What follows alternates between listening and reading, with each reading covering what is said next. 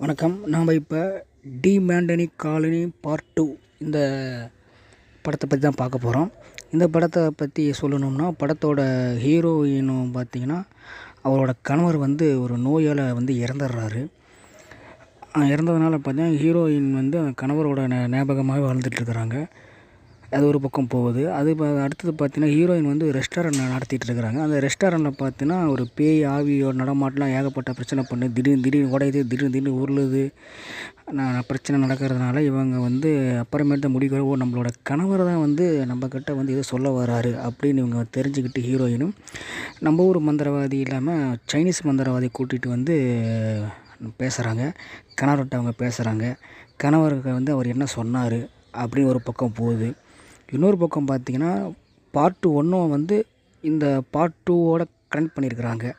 ஏன் கனெக்ட் பண்ணியிருக்காங்க அப்படிங்கிறது இன்னொரு பக்கம் போயிட்டுருக்குது.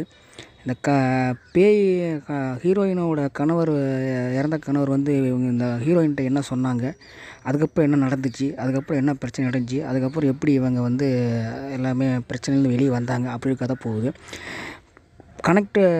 பார்ட் 1 கூட கனெக்ட் பண்ணதில் ஏன் கனெக்ட் பண்ணாங்க அப்படின்னு பார்க்குறாங்க. இதில் பார்த்தீங்கன்னா 2 அருள்நிதி இருக்கிறாங்க. இந்த படத்தில் இருக்கார் 2 அருள்நிதி. அவங்களுக்குள்ள என்ன பிரச்சனை, அப்புறம் பார்ட் 1ல் பேய் இருந்துச்சு, அந்த பேய் என்ன பண்ணுச்சு, இந்த பார்ட் 2ல் வந்துச்சு, இந்த பேய் என்ன பண்ணுச்சு, இந்த 2 பேயும் சேர்ந்து என்னென்ன பிரச்சனை பண்ணுச்சு, இவங்க எப்படி இதை சமாளித்தாங்க அப்படின்னு தான் அந்த மீதி கதை போகுது.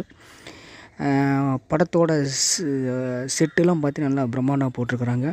மியூசிக் தான் இந்த படத்தை தூக்கிட்டு போகுது. நல்ல பிஜிஎம் சூப்பராக போட்டிருக்காங்க. போய் படத்தை தியேட்டரில் பாருங்கள். பார்த்துட்டு நீங்கள் முடிவு பண்ணுங்கள் படம் எப்படி இருக்குதுன்னு. நன்றி, வணக்கம்.